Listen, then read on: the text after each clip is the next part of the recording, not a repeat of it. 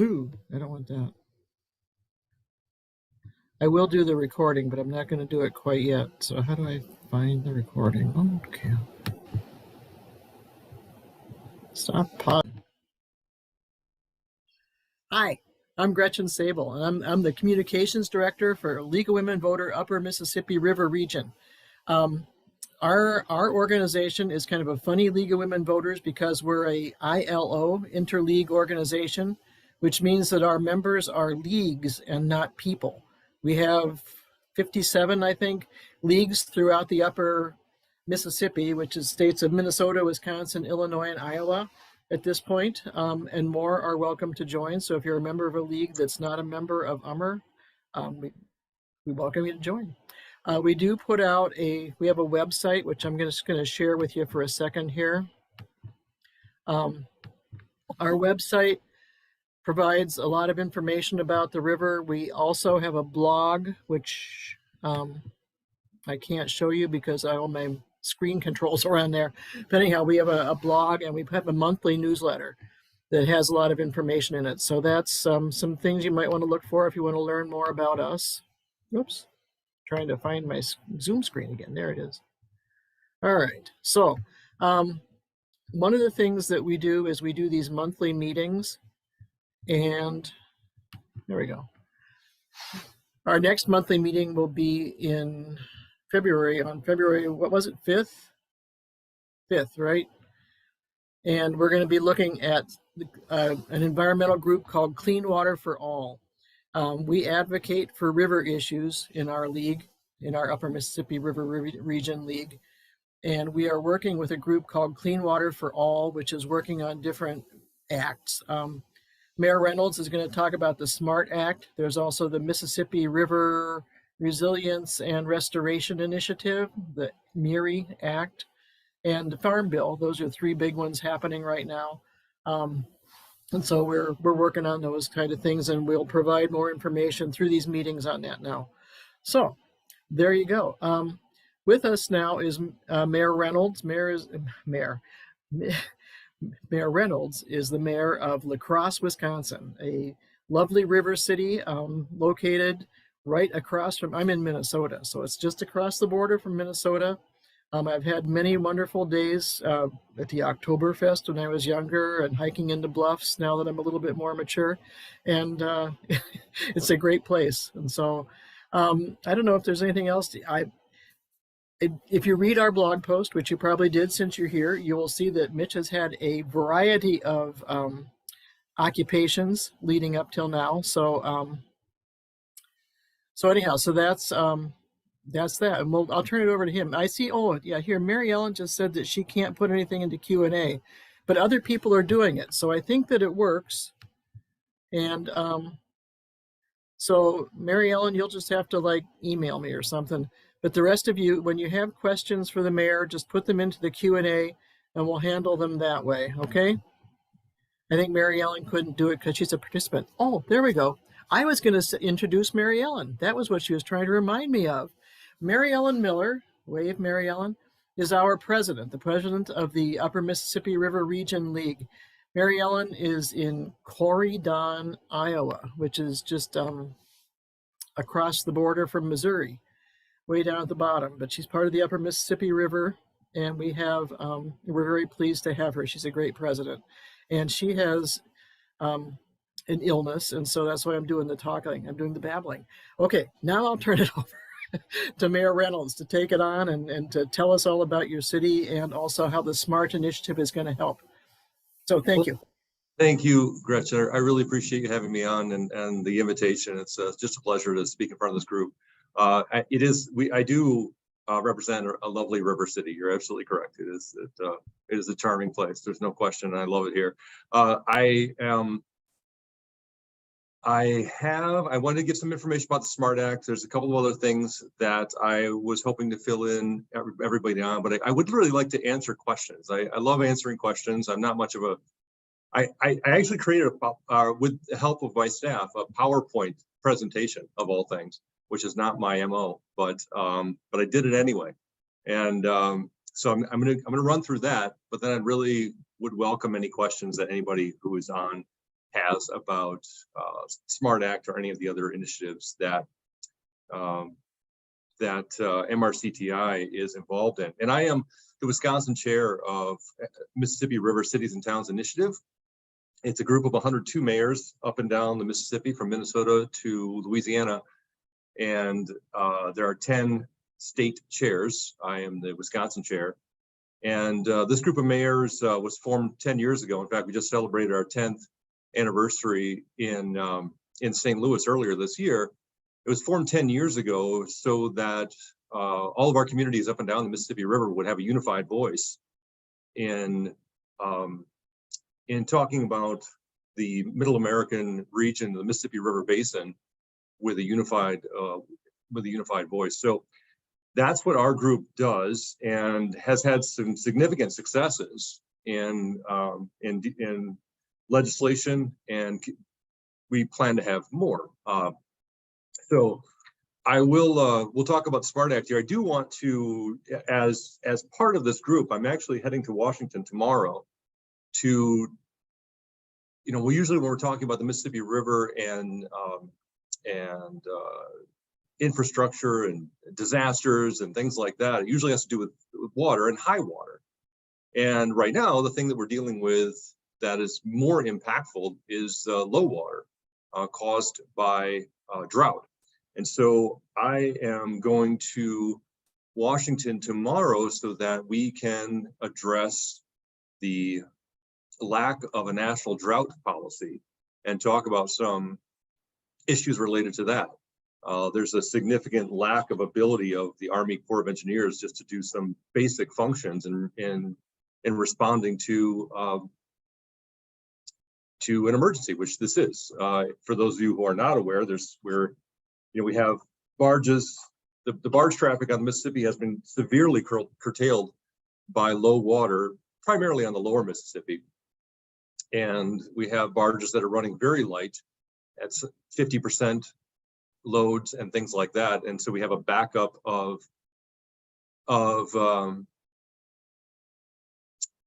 items being shipped on the river, and there's a backup of barges. Really, it's causing a significant issue. When you look at, and we'll get to this in a minute, but you look at the impact that the Mississippi has on the global economy, having curtailing shipping in any case, whether it be high water or low water, can be problematic, not only for our national interests, but for global interests as well.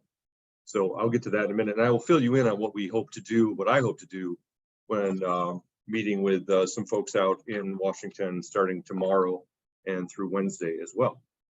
However, before we do that, again, promised this, I think this may be the second PowerPoint presentation I've ever done, so this should be entertaining, if nothing else. So I'm going to share my screen here.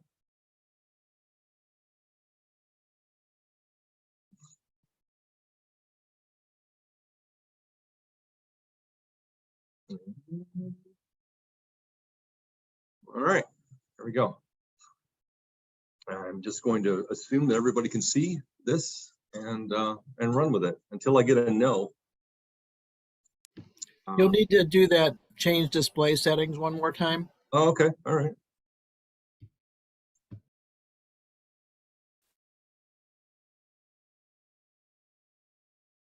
How's that?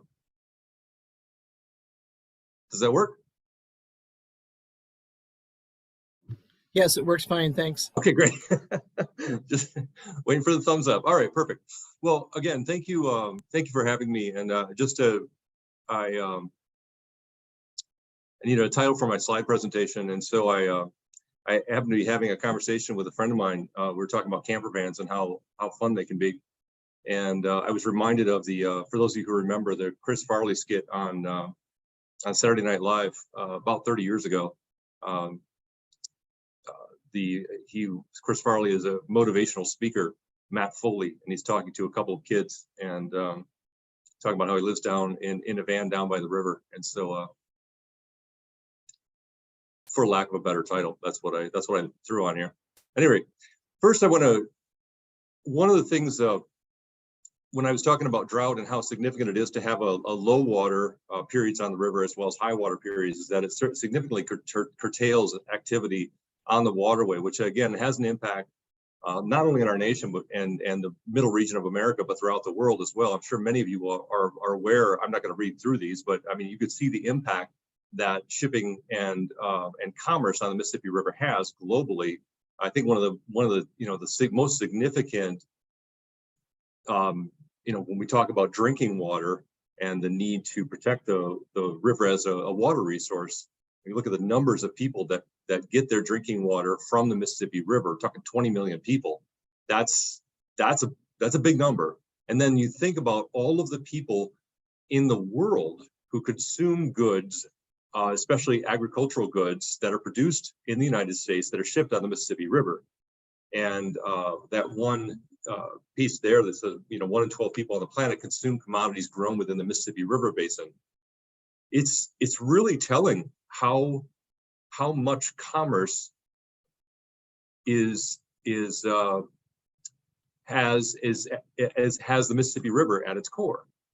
And then when you get down to the bottom there and we talk about the natural disaster damage and the amount of funds that we spend on dealing with natural disasters, mostly flooding on the Mississippi River, is incredibly significant. Look at that dollar amount, $50 billion just since 2011. And we've had, prior to that, obviously some very, very big floods, and the damage that those floods cause is tremendous. And that dollar amount doesn't include the hidden costs of having to prevent it for flood prevention.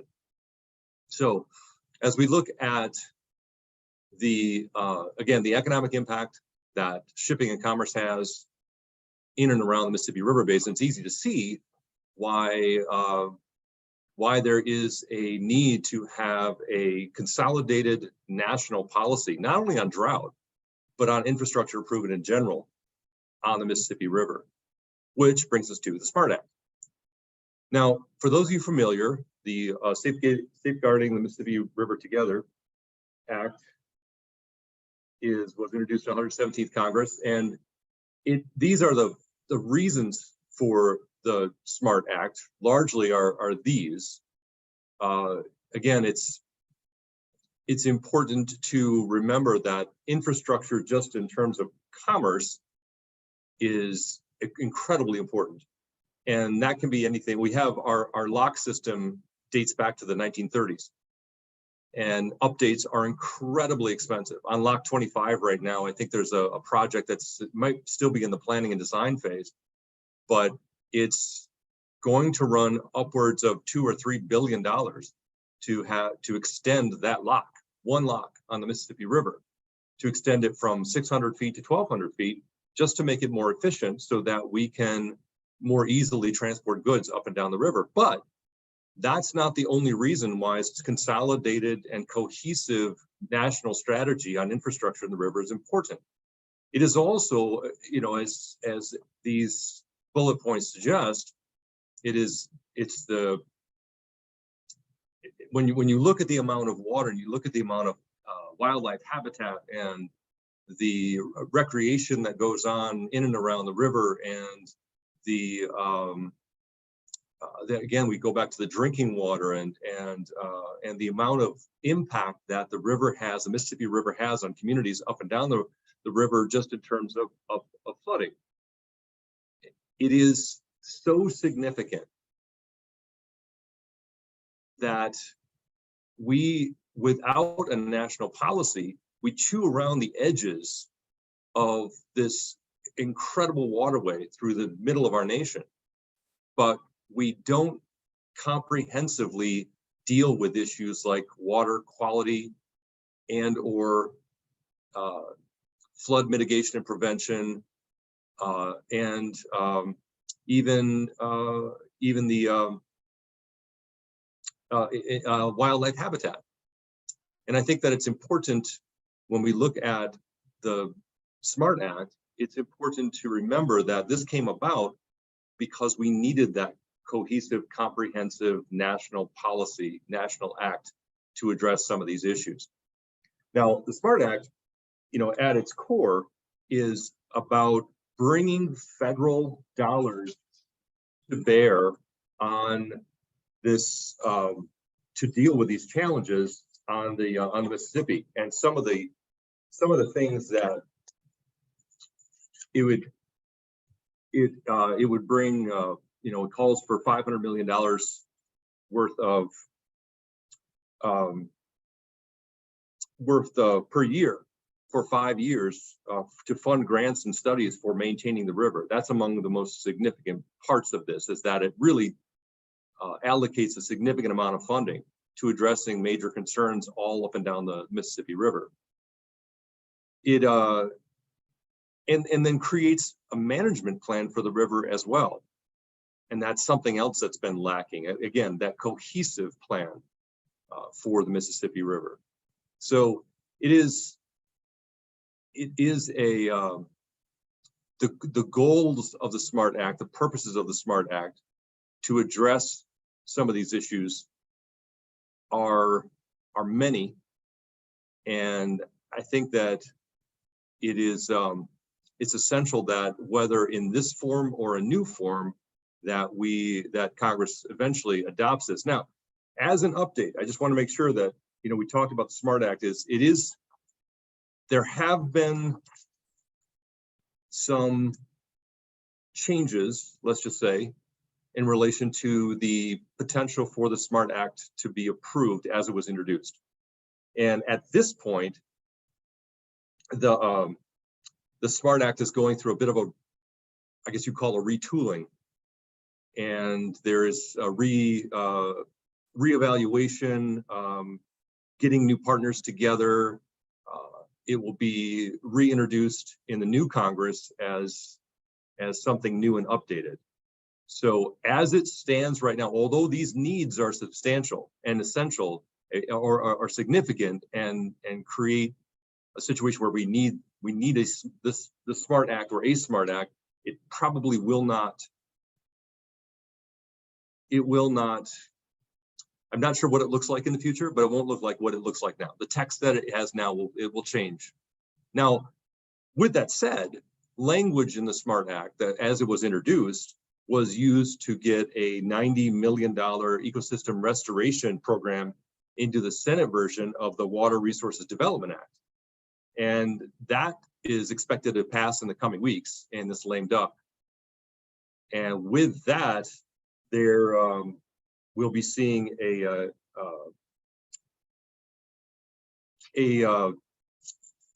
think it's a ecosystem. It's a pilot project for the lower Mississippi, and through that pilot project. Now, again, it is for the lower Mississippi, but the idea is it addresses needs on the lower Mississippi, but in a comprehensive way that addresses needs throughout the river.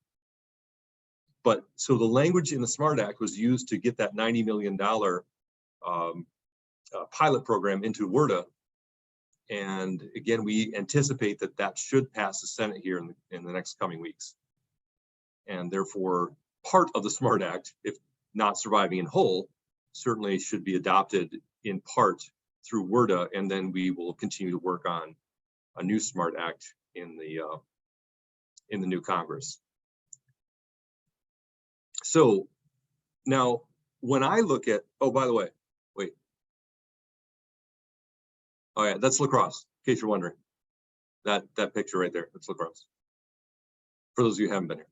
Okay, so when I look at the potential for a SMART Act or similar here in my city, and this will be the same for river cities up and down, is that the things that we look at, the things that I look at are I mean, first of all the time, it's about protection from flooding. That is top of the pile every single day.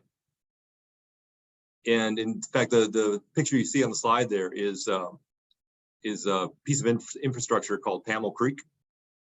And that is a flood protection public works project from 30 years ago. Millions of dollars of a giant concrete channel that flows through the southern part of our city, which removed numerous properties from the floodplain in the southern part of our city.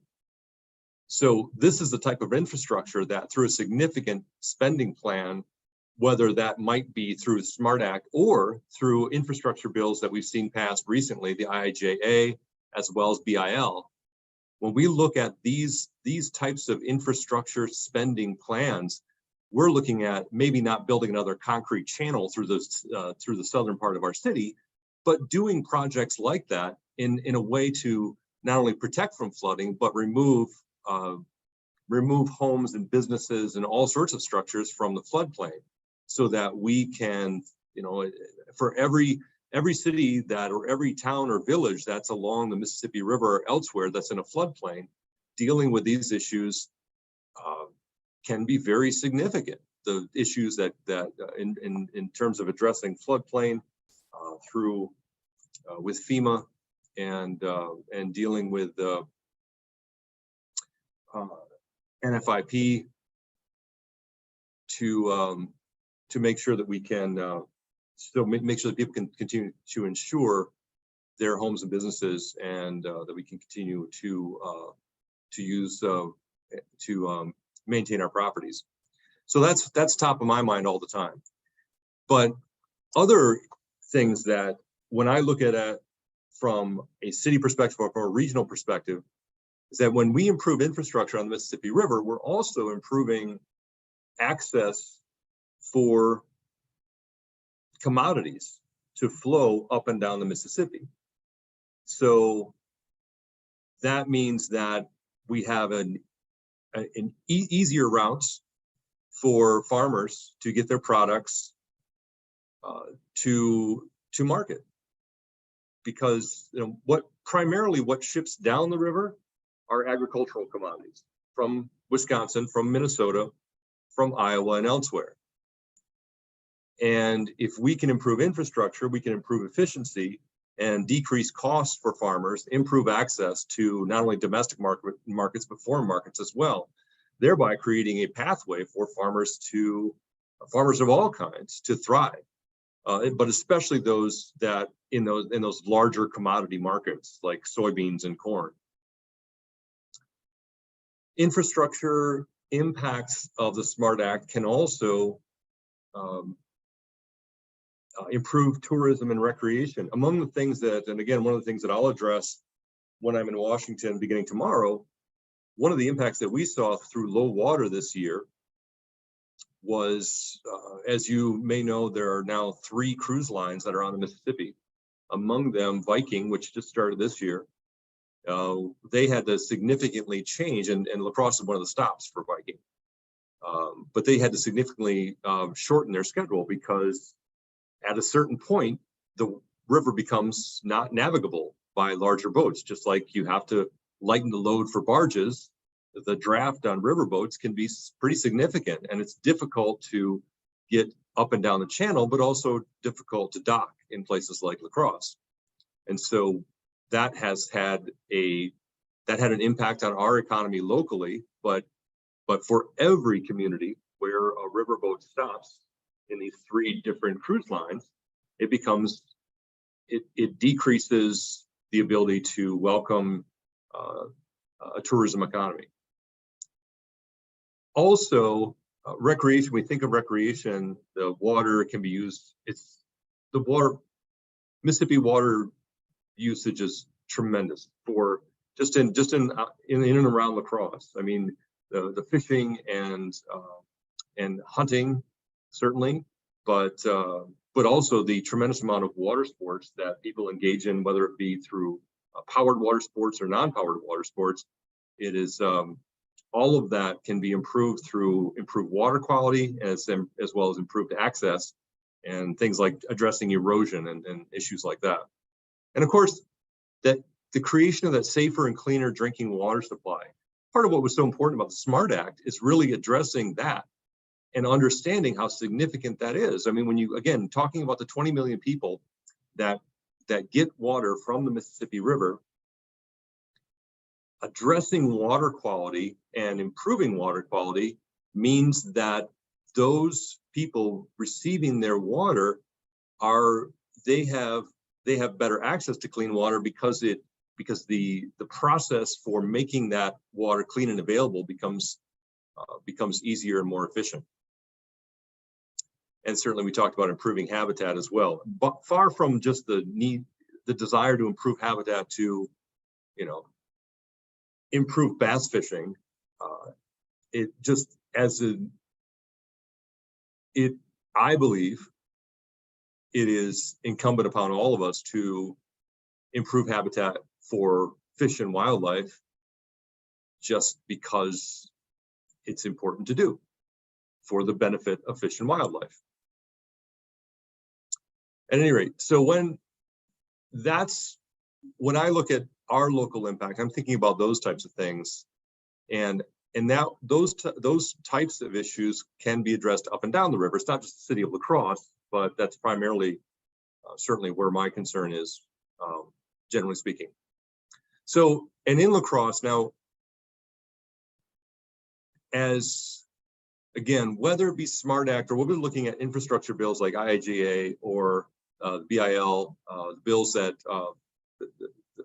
have been recently signed into law, among the things that I'm trying to determine is whether we can utilize some level of federal funding to address the most significant challenge that we face, the challenges that we face all the time. And that's these three right here on the screen: the flooding, the actual flooding threat, the floodplain designation by FEMA, and those two things can be different because there is the perceived floodplain threat and there's actually what's real. And then, of course, without management of a levee system, or without adequate management and maintenance of a levee system, they tend to destabilize and become not functional over time. Now, there is, and again, these are not issues that are unique to La Crosse. And I know that obviously in the various communities that you're from, you all see very similar things, especially if you're in a floodplain community like La Crosse is. La Crosse has upwards of 1,000 properties in a floodplain.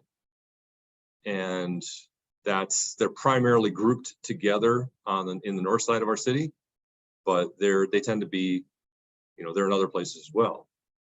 And that is a significant hindrance here in the city of La Crosse for economic development and growth, and for equitable and quality housing. When we have floodplain designations, it becomes a deterrent for homeowners to improve their houses. It's like it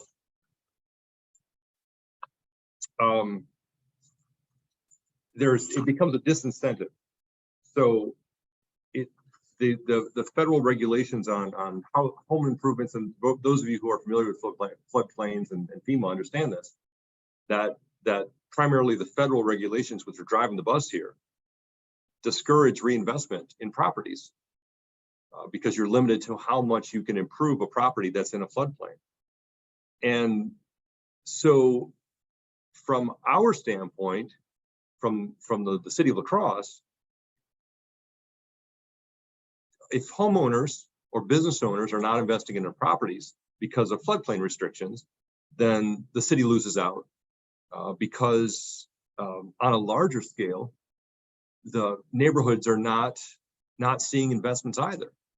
And so we have this destabilization of our social networks, as well as a tendency towards a property decline, which is not good overall for the health of a city. We tend to have, here in La Crosse, we tend to have lower housing values than surrounding communities overall, because we have so many properties that have a floodplain designation that simply, there's only so much that can be done to that existing property to improve it, that it will be approved, that is acceptable to FEMA. And so we struggle with these types of things all the time. And some of our biggest challenges in terms of infrastructure, and again, something that can be addressed through a comprehensive river plan, but also through a massive infrastructure investment, as is available in some ways through the infrastructure bills that have been passed recently. The ability to deal with that comes from the funding that might be available or the management type of plans that might be available in all of these, in again, a new SMART Act, but also the infrastructure spending opportunities. All right, and then so when I look at this slide, by the way, is this is not La Crosse, this is Dubuque, and this is a water retention system. For some reason the name escapes me. Somebody probably on the call knows, but this is Dubuque, and it's part of a water retention system that's and it's not floodplain. This is actually a floodway protection, and there is a creek watershed that has significant flooding. And so what they've done is this massive project where they've funneled all of it's kind of like our Pamela Creek project, but just a lot prettier. But they essentially funnel all the water, and they retreat. Properties have retreated from this area so that all that flood water can be the damage that it causes can be minimized. So, and that's kind of the creative way that we're looking at infrastructure development here in the city.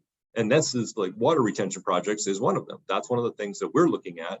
And I know that other communities are as well. And, you know, again, with MRCTI, we celebrate our 10th anniversary in St. Louis in September.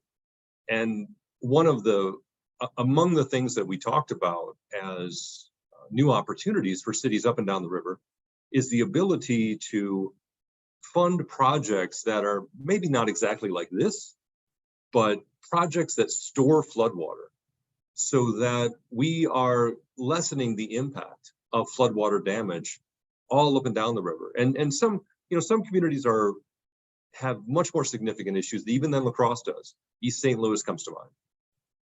And what MRCTI is trying to do with help with partners like Ducks Unlimited, for instance, and some others, is that what we're trying to do is find a way to engineer pathways forward through, again, stormwater retention and other resiliency methods where we can store floodwater, where we can let the river be the river, but still mitigate the damage that is caused by riparian flooding. Other communities like La Crosse have levee systems. Some are more significant than others. La Crosse, our levees were built hastily in the 1960s to deal with flooding. None of them are certified by the Army Corps of Engineers.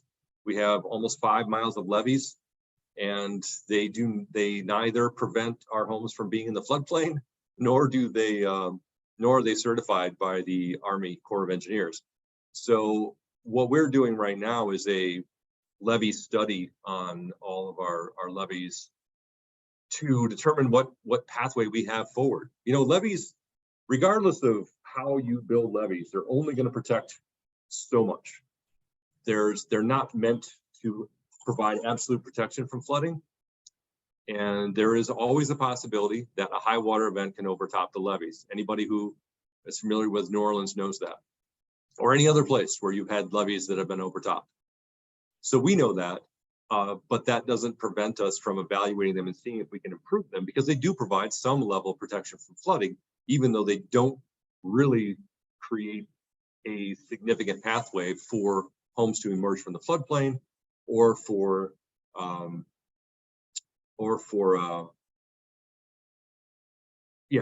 actual flood, or to prevent actual flooding of any significance anyway. Some of the other things that we would do, and what we're looking at with infrastructure, the potential for federal funding, and not only with the 2 infrastructure bills that have been passed recently, but also with the recent ARPA funding, is seeing how we can acquire property in the city for redevelopment. That is those properties that are in the floodplain now, because really the only way to get out of a floodplain is to raise property up. So if you're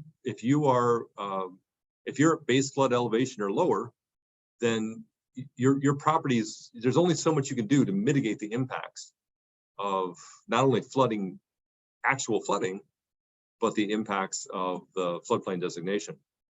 So one of our considerations is purchasing property, filling it, and then building new.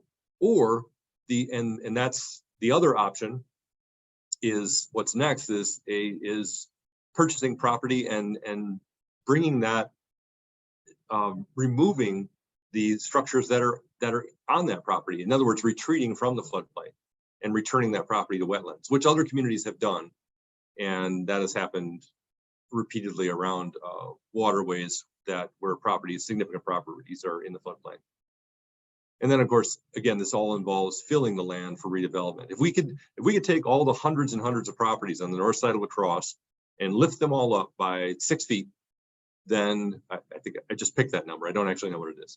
But if we could lift them all up by 6 feet, then we wouldn't have any need for levies, because the levies there wouldn't be a consideration. All the properties would simply be out of the floodplain. It might be higher than 6 feet, actually, now I think about it. And again, while these are solutions for La Crosse, these are also things that are being identified as solutions up and down the Mississippi River in various communities, and maybe some of yours as well. And these are certainly issues that MRCTI, along with other partners, are helping to facilitate. So anyway, when I get back, so just to, again, when we look at the potential for SMART Act impact, and as well as, and all of that entails with a comprehensive management plan for the Mississippi River, with 5-year spending plan, with all of that, how we're seeing the impact in our city, but also in other cities, would be these key areas, right? Whether it be actual flood protection, or mitigating or dealing with homes and properties in general that are in the floodplain, and finding ways for those properties to emerge from the floodplain by improving tourism and recreation access, having a significant impact on our economy and the regional economy by providing pathways for farmers especially to move their commodities to markets. And of course, just habitat restoration, which is essential for a healthy river in general. Not only healthier for us, but healthier for wildlife, which is overall good stuff. So this picture on the slide in front of you, if you can see, I don't know if you can, I think you can see my cursor here. If you look at this area that I did not so brightly outline in pink, for some reason it doesn't show up very well, but I think you can see it. There's this long stretch of land. And at some point I was looking at I hope everybody can see this, just south of the interstate and east of Highway 35. When I was thinking about water retention and mitigating impacts of floodplain here in the city of La Crosse. And this is roughly all floodplain. I mean, there are some areas that are not, but this is largely a floodplain area of the city of La Crosse. There's an industrial park to the east. But when I was looking at this map, I was thinking, this is all underutilized property. It's all floodplain. It's all underutilized. There's a park that's right south of the interstate that in fact has been abandoned, or not abandoned. Can't remember the word for that. Anyways, been given up. Let's just say it's been given up by the Board of Park Commissioners. They don't want it anymore. But it's in the floodplain. All of this property from there south to interstate straight down is in the floodplain, and it's all next to neighborhoods, and it's industrial, and there's some Burlington Northern track lines in there as well, some spurs that I think were utilized more in the past than they are now. And I'm looking at this and I was thinking, what is the possibility that we can find a way to utilize all this property and retreat from all of this and make this, essentially return this, all of it, to create basically a giant water retention system. And oops, I think I just did something. There we go. And so my thought was, some of this property is owned by the Darylyn Power Cooperative, and some of it's still Burlington Northern, and I think there's our garbage and recycling company's got a storage site down here, And otherwise, there's a little bit of wetland in here that connects it, and then we have a park. And my thought was, let's scoop all this out and create a water retention area. And when I was down for the Mississippi River Cities and Towns Initiative, our annual meeting in St. Louis, I talked about this idea with Ducks Unlimited, which is working very closely with MRCTI in engineering projects just like this up and down the river, and they got really excited about it right away. And so since then, Ducks Unlimited and my engineers have gotten together to work out a pathway forward for this. Now, this is one of those things that we can't do overnight, that will take probably years of planning and will be extremely expensive. And frankly, when the engineering said and done, might not work at all. But this is the type of concept that not just me, but folks all up and down the Mississippi River, when we're looking at resiliency and sustainability and flood mitigation, we're having to be creative. We're having to look at ways to change how we look at land use, and change how we look at water storage, and change how we evaluate some properties just like this in our communities. Are they valuable for, like, again, you see this industrial site to the east, are they valuable for that? Yeah, they absolutely are. But industrial sites or industrial parks also create lots of hard surfaces and create, more flooding hazards. And they're really, really good, except for that. And maybe this land could also be used to be valuable in an industrial kind of way, but it might be more valuable in improving quality of life in my city by changing the way it's used to create a more sustainable pathway, so that we can have homes emerge not only from a flooding threat, but get out from underneath the cloud of having a floodplain designation. So anyway, that's that. I do, just as to reiterate, the SMART Act in its current form is being restructured. We do anticipate something very similar being in front of the next Congress, and there is a lot of support for it. When you think about the 10 states up and down the Mississippi River, we carry a lot of weight. And with 102 mayors all speaking with one voice, I think that the odds are that something like the SMART Act is going to, it will help us, help us move this thing forward. So I stopped sharing. I'm hoping I actually did that right. Did that work? Yeah, thank you. Okay, all right. In the meantime, again, my goal for this week is to address, and we'll talk in a broader sense, talk about infrastructure up and down the Mississippi River, because that's essential, but significantly talk about how we need to really address having a national drought policy, so that, yeah, we might have enough water up here in the upper Mississippi right now, but if farmers are going to have to store grain this winter because they can't get it south. And so that creates bigger problems for next year as well. And these things tend to compound. Now, we do have, just as an update, I did talk to somebody that's in the industry just this week, and he assured me that we have had the commodities that come north. We're looking at the river is going to be closing up here relatively soon because winter happens every year. But we do have, people have salt, the communities have salt on hand, and all the things that we expect to be here for this year are here. And it's really the impact on shipping for next year that we're looking at right now. So with that, I know I kind of went on a while, but I'm happy to answer any questions to the best of my ability. Okay, great. We've been getting some good questions. The first thing, we got a answer to your question. The project in Dubuque is called the B Branch Restoration. That's what it is. Yep. Yeah, and when I I'll send everybody a link to the video from this meeting, and I'll stick a link also to a video about the B Branch, where you actually get to do a little drone trip down the river, and it's a lot of fun. So I'll get that out to everybody. So first, one of the basic questions we had was, where does the upper and lower Mississippi change? Is it St. Louis, or is it like where the Ohio comes in?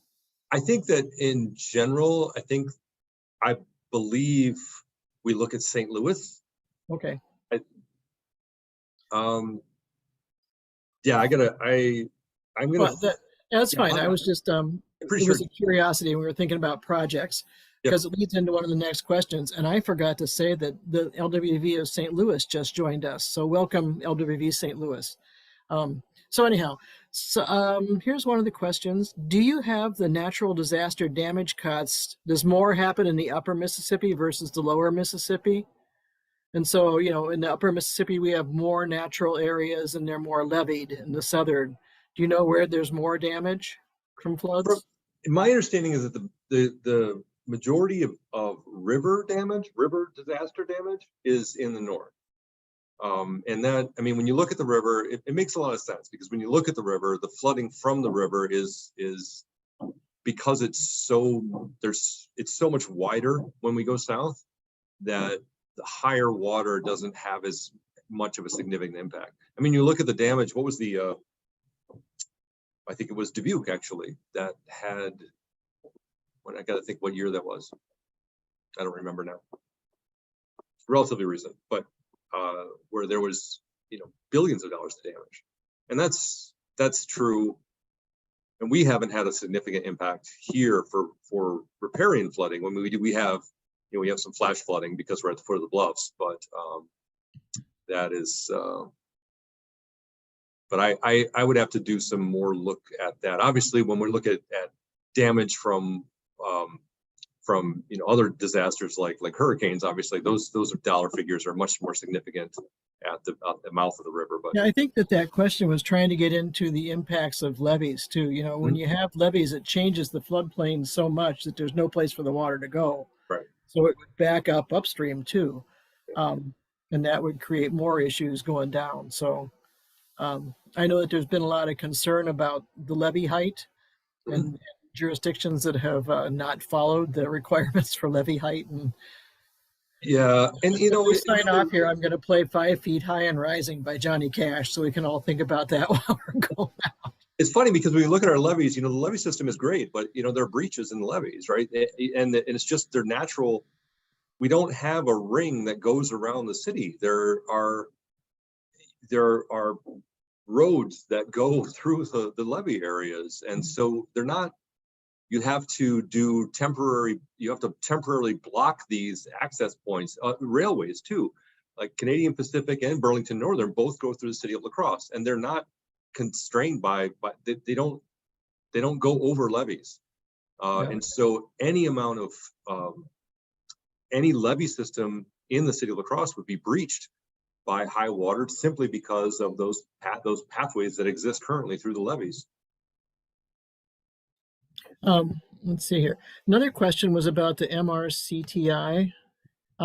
So these are only rivers only cities along the river, right?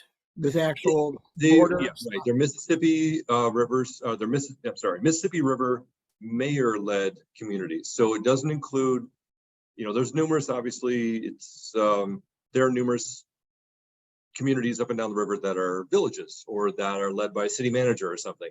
These are, for whatever reason, I didn't make the rules, but they're just led by mayors.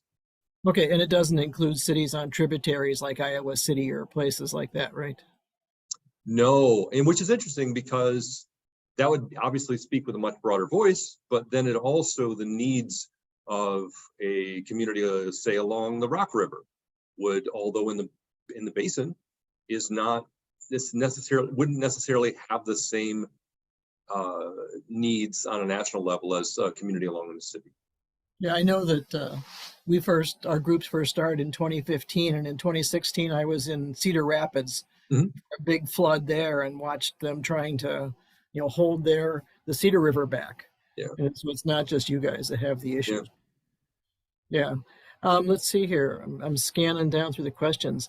For many of us invested in the Mississippi River watersheds, the power of the Corps of Engineers is overwhelming compared to local interests. So is there any kind of a thought about balancing that in the SMART Act? I think that comes about through the management plan, having a comprehensive management plan. It also, you know, it's interesting because when we talk about drought, this is one of the fascinating things is that although, yes, the Corps has a significant amount of authority over the Mississippi, which one could argue is probably a good thing based on the level of infrastructure they have to maintain and are responsible for. I mean, those locks are significant. That is major infrastructure, and proven by the fact that we haven't updated it in 90 years, or minimally updated it in 90 years. But they also, so right now the Corps it doesn't have the authority to release water from additional tributaries in order to raise the water level on the Mississippi River. Now, one could argue about how significant that water increase would be, but they don't have the authority to even try to make that decision because we don't have a national, for instance, a national drought policy. So I do think that a comprehensive management plan for the river would make sure that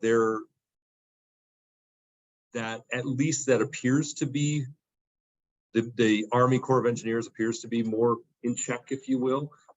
It's a highly effective and an extremely large organization. I think that oftentimes we perhaps we maybe demonize them more than we should. My dad used to work for the Corps of Engineers, so I always have a soft spot for them. Sure. Let's see here. So you were saying the drought policy, well, you're hoping that will grow from your work this week. When that wouldn't be part of the SMART Act, that would be a separate thing then. Yeah, and again, it really depends, right? I mean, I think this is one of the things that we're not entirely sure is how this will look as legislation. I mean, I was sent over some of the things, some of the key points, and part of it, often it comes down to spending and management, which is what SMART Act addresses, but also looking at not just the Mississippi, but like a multi-watershed kind of management plan as well. So, and we'll see what that turns into. I mean, the key is that we don't have anything at this point. Mm-hmm.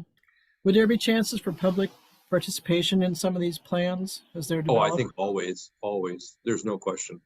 Yeah, who would be doing it? Would it be USGS or the Corps, or who's doing these plans? Well, I can tell you that I'm meeting with a few organizations, and the most important conduits for all of this is always our representatives. Mm-hmm. So I'll be meeting with not only a couple of our representatives, our outgoing Congressman Ron Kind, who's been a staunch advocate for all things on the Upper Mississippi River, but also with Senator Tammy Baldwin and some other lawmakers as well. And we'll be talking with them directly about legislation that we'd like to see championed in Congress. So that typically is the best conduit in terms of having our voice heard. But I also will the plan right now is to meet with the Assistant Secretary of the Army, who is in charge of the Army Corps of Engineers. So we'll talk about what it is that we should be doing, can be doing, what makes sense from an engineering standpoint, and making sure that they understand how significant it is for the actions to be taken. I mean, this is that public participation is partly what I'm doing, but I think that your voices are heard loudest by the people who represent you in Congress. One of the things so we're members of the Mississippi River Network, a group of nonprofits that works on river issues. And one of the things that they talk about a lot is natural infrastructure, where you're using wetlands and things like that to absorb the water before it gets to the river. So we got a question that came in. It's the nature of the rivers to flood. In addition to protection from flooding, does the SMART Act address ways to allow the river to flood without destruction to local communities?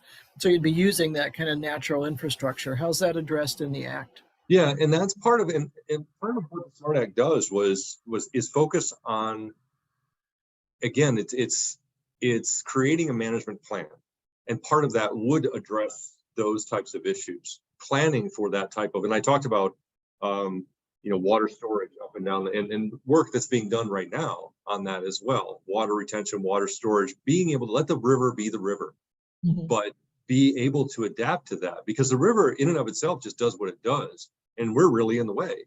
So part of what we have to do is figure out how to store water or get out of its way.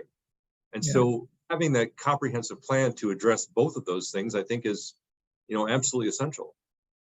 Yeah, we're seeing other cities starting to use like underground infrastructure, like Chicago built the giant tunnel to store stormwater, and it's happening other places too. But I think there's a lot of other kinds of solutions that would be probably better ecologically.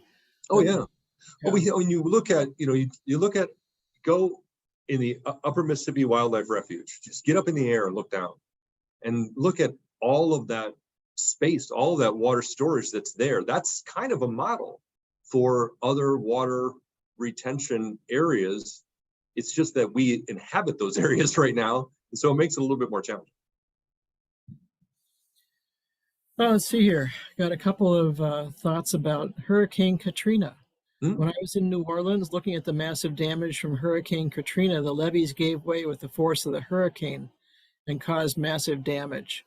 So that's, levees aren't the answer when those kind of humongous storms beyond comprehension come in. No, I mean, Katrina was a little bit, that's, well, and pumps failed too. I mean, because they have pumps. The levee system is immense in New Orleans. It is, it's very significant. But it was, again, it is not an absolute prevention measure. If you're going to have a Hurricane Katrina, you're going to have flooding. Someone here, Jeff Hauser, thank you very much, Jeff, thanked you for your presentation, Mayor, and said, for anyone who's interested, there's a recent USGS report that was just released in June of this year describing the ecological status and trends over 25 years of the Upper Mississippi and Illinois River. And then he sent the link. So I'll put that also in the follow-up email I sent all the participants here. Somebody else mentioned PFOA, which isn't really linked to these river issues. Says La Crosse is under the gun for PFOA right now. How do you see this issue happening now? Well, I think the issue of the river, because there is the PFAS chemicals exist in the Mississippi River right now, and that that water starts flowing. That water that's contaminated by those chemicals starts flowing down the Mississippi River from the Twin Cities, and to a certain extent, at some point, it's going to be in all the drinking water systems that are south. If it's not already in those drinking water systems, it will be, because it is, until we come up with find a comprehensive way to deal with those contaminants within a drinking water system, it's going to be there, unfortunately. And I don't, that's a significant challenge, but that's definitely part of the conversation. And when we're talking about water quality, that's part of the conversation. So whether it be SMART Act or other infrastructure investments, that's definitely part of what we're looking at. Well, so it's about 2:00, and I want to thank you for your time and for being with us. I want to thank Carolyn Malin Jenkins, who couldn't be with us today because she's traveling. She organized this. Good job, Carolyn. And I want to thank all the people that came today. And what I'm going to do right now, is there anything else you want to say before I go? I just want to say thank you. I really appreciate the opportunity to be here. And, if I'm just a mayor, so I don't have the most comprehensive view on all the engineering issues that go along with flooding and floodplains and all of that. But I know this is definitely something that I'm dealing with as a policymaker virtually every single day, and it impacts our life here in the city of La Crosse as well as everyone else. And it's so important for us to maintain our focus on these issues. So I appreciate the opportunity to talk about that. So thank you. Yeah, and we'll keep in touch, and we'll certainly keep the communications open here. So thank you very much. Absolutely. I'm going to turn off the recording now, and then if you want to, you can stick around and listen to Johnny Cash sing 5 Feet High and Rising. You have to turn off the recording because I don't have the copyright. So thanks again.